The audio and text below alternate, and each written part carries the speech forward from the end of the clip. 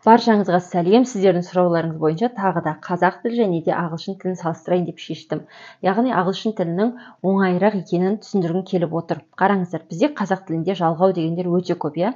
Ал ағылшын тілінде жалғау деген жоқ. Жоқтың қасы бір 2-3 жалғау бар шығар. Оны енді сіздер көріп жүрген шығарсыздар. ing, ed деген жалғаулар, иә?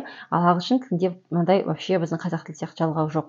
Мысалы қараңыздар, қазақ тілінде да, де, та, те деген жалғаудың орнына ағылшын тілінде бірақ ин дегенді ғана қолдансақ болады.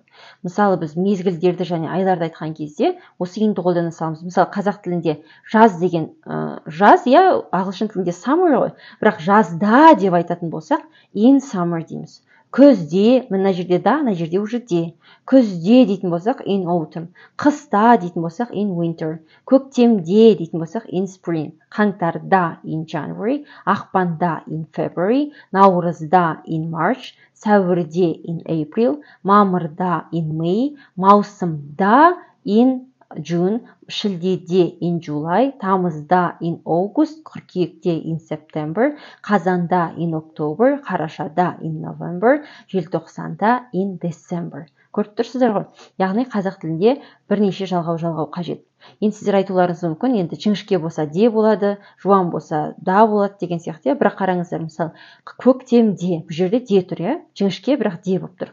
Ал қыркүйекте деген кезде мына жерде бізде те болып тұр. Неге мына жерде де, мына жерде те? Яғни бізде кішкене оны оқу керек, изучать ету керек, иә, қазақ тілін үйренетін болсақ. Ал ағылшын тілінде бұл өте оңай. Осы ағылшын тілінің жеңілдігін сіздерге көрсеткім келіп кетті. Сау болыңыздар.